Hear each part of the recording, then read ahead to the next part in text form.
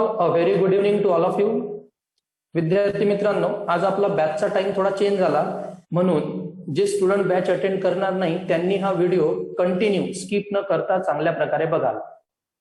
Because आज जे मी तुम्हाला कन्सेप्ट सांगणार आहे या कन्सेप्टवरच आज आणि हा आपला पूर्ण चॅप्टर डिपेंड आहे. सो फर्स्ट वन, आपला आजचा जो पहिला कन्सेप्ट आहे तो म्हणजे ऍट लिस्ट आणि ऍट द मोस्ट. जर तुम्हाला प्रोबॅबिलिटी मध्ये ऍट लिस्ट आणि ऍट द मोस्ट अशा प्रकारचे जर वर्ड आले तर ते प्रॉब्लेम सॉल्व्ह कसं करायचं, इकडे लक्ष द्या.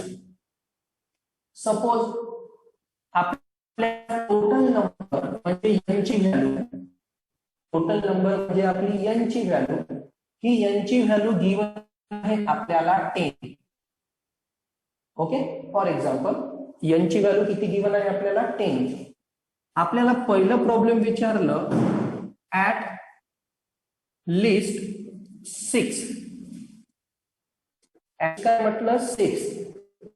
तर एक गोष्ट नेहमी लक्षात ठेव जा, ऍट लिस्ट हा जर वर्ड आला तर गिव्हन नंबर पासून जे टोटल नंबर असतात, गिव्हन नंबर किती झाला आता 6, टोटल किती आहे 10, त्यापर्यंतच्या व्हॅल्यू फाइंड आउट करायच्या.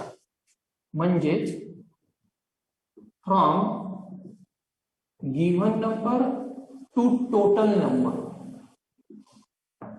लक्षात ठेवा, ऍटलिस्ट जर वर्ड आला तर from given number two total number. म्हणजे तुम्हाला प्रोबॅबिलिटी कोणाकोणाची फाइंड आउट करायला लागणार, 6, 7, 8, 9 आणि 10. कशा कशाची व्हॅल्यू, 6, 7, 8, 9 अँड 10. जर ऍट लिस्ट म्हटलं तर, ऍट लिस्ट हा जर वर्ड आला विद्यार्थी मित्रांनो तर गिव्हन नंबर पासून टोटल नंबर पर्यंत प्रोबॅबिलिटी फाइंड आउट करायची. हा जर वर्ड आला at the most,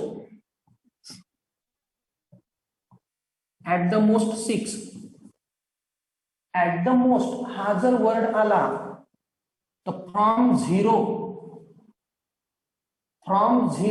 to given number,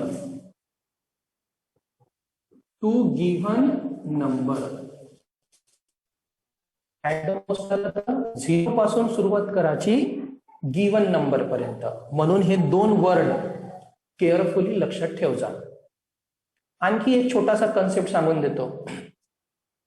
मागच्या एक्सरसाइज मध्ये आपण प्रोबॅबिलिटी मास फंक्शन टीच केलं होतं. काय टीच केलं होतं, प्रोबॅबिलिटी मास फंक्शन. काय होतं ते, summation of P of X equal to 1 होतं. Summation of P of X equal to काय होतं 1. त्याचं पण काम पडणार आहे आपल्याला. आता इथं मी 10 लिहिलं, याच मिनिंग काय, P of 0 plus P of 1 plus P of 2 plus P of 3 up to P of 10 equal to किती होणार 1. हे पण लक्षात ठेव. Note, according to probability mass function summation of P of X हे किती असते, इक्वल टू 1 असते. ओके, हे पूर्ण आपलं बेसिक आहे जे आपल्याला बायनॉमियल डिस्ट्रीब्युशनची जी मी आता एक्सरसाइज स्टार्ट करणार आहे. एकच प्रॉब्लेम घेतलाय फक्त आपण, बट आता मी जे पण प्रॉब्लेम सांगणार तेव्हा या दोन वर्ड जर तिथे आले, ऍट लिस्ट आलं, तुमचं एकदम डोकं स्ट्राईक झालं पाहिजे. Given to total, at least word आल्या बरोबर given to total. At the most आल्या बरोबर सुरुवात कुठून करायची, 0 पासून तर कुठपर्यंत, गिव्हन नंबर पर्यंत. ओके, हे खूप इम्पॉर्टंट आहे. For example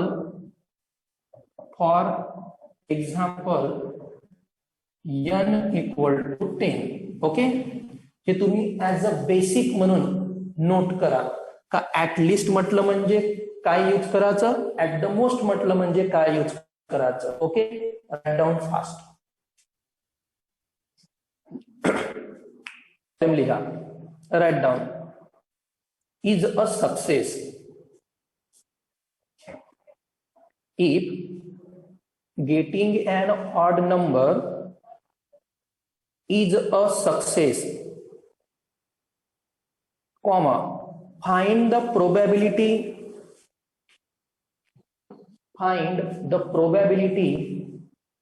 number 1 5 success. Probability कशा कशाची फाइंड आउट करायची आहे? Number 1 5 success, number 2 at least 5 success. Number 1 म्हटलं 5 success, number 2 at least 5 success, number 3 at the most 5 success. At least 5 success and number 3 at the most 5 success. Okay, now see here carefully. आता थोडं problem कडे carefully लक्ष द्या. एका दिवशी एक problem झालं तरी चालते, बट कन्सेप्ट समजले पाहिजे. Okay, a die is thrown 6 time. A die is thrown 6 time. एक डाय आहे तो आपण 6 टाइम थ्रो केला. A die is thrown 6 time. If getting an odd number, if getting an odd number is success, find the probability,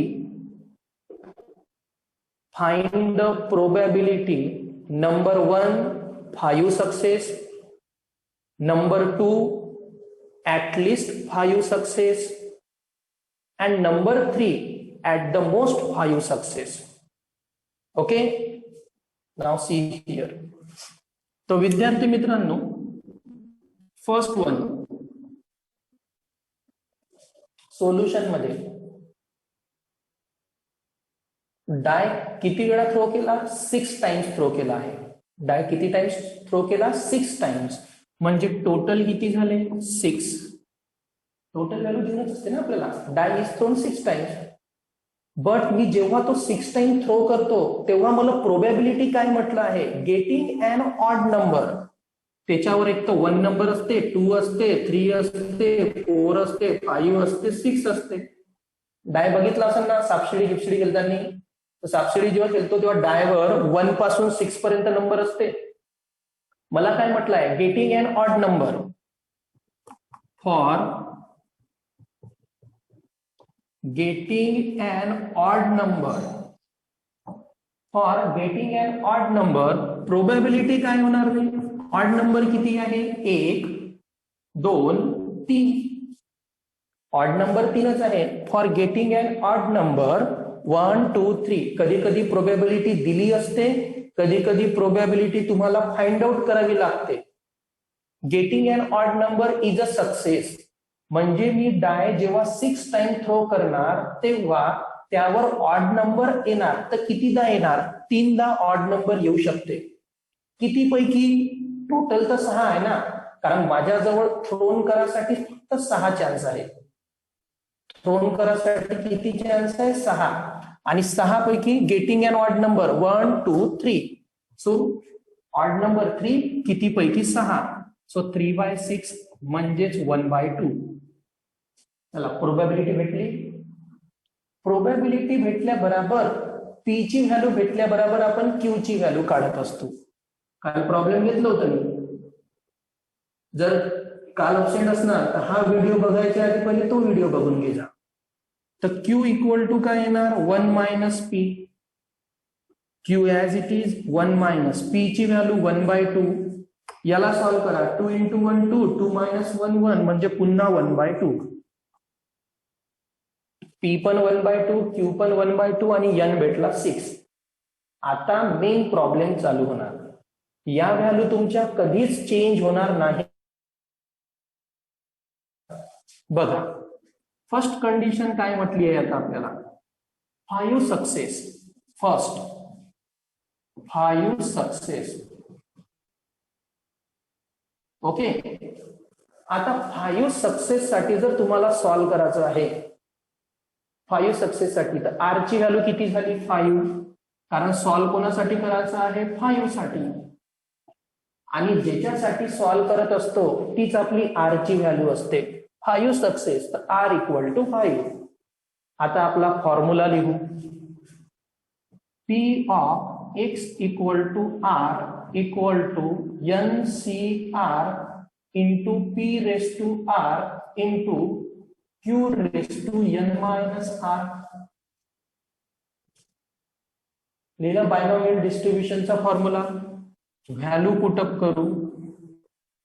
so P of x equal to r ची value किती आहे 5, n किती आहे 6, so 6 C r ची value 2 पण 1/2 आहे, so 1/2 raise to n minus r, n 6, n किती आहे 6 आणि r किती आहे 5, सो 6 मायनस 5 केल्या व्हॅल्यू पुटअप. आता सॉल्व करू.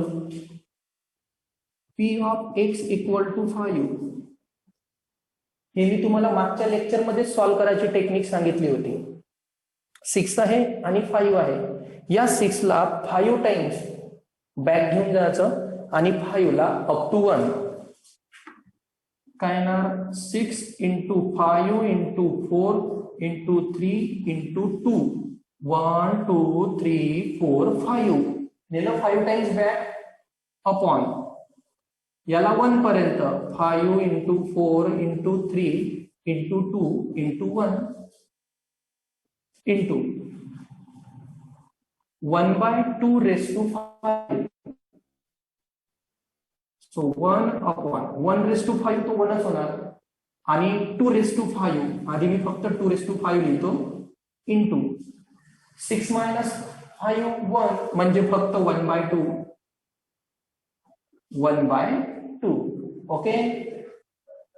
Now P of x equal to 5 5 4 3 2 5 4 3 2 get cancel. काय राहिला फक्त 6 अपॉन 1 म्हणजे फक्त 6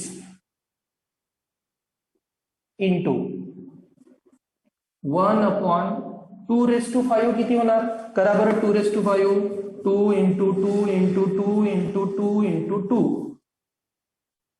2 2 जा 4 4 2 जा 8 8 2 जा 16 आणि 16 2 जा 32, सो 32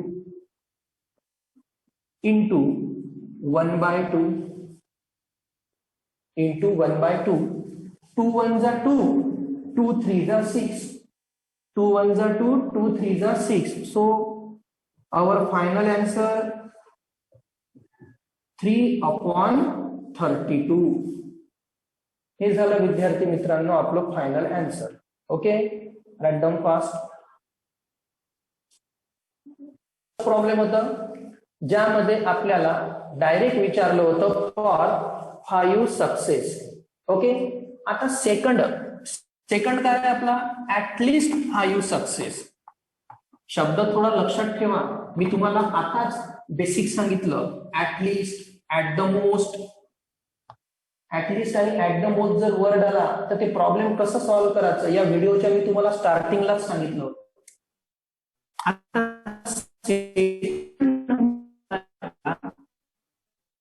5 सक्सेस ऍटलिस्ट 5 सक्सेस. आता मला सांगा ऍटलिस्ट म्हटलं तर मी काय सांगितलं होतं गिवन नंबर आहे 5 टोटल किती आहे 6. मी तुम्हाला सांगितलं होतं का ऍटलिस्ट जर म्हटलं तर गिवन पासून टोटल नंबर पर्यंतच्या व्हॅल्यू घ्यायच्या.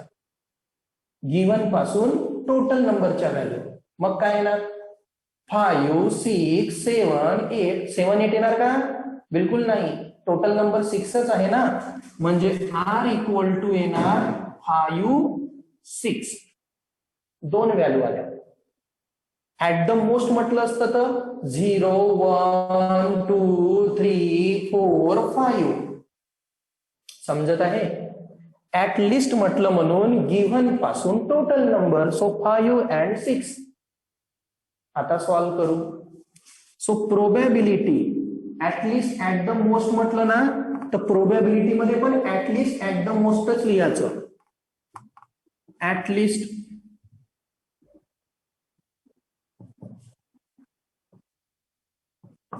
at least 5 success. At least 5 success.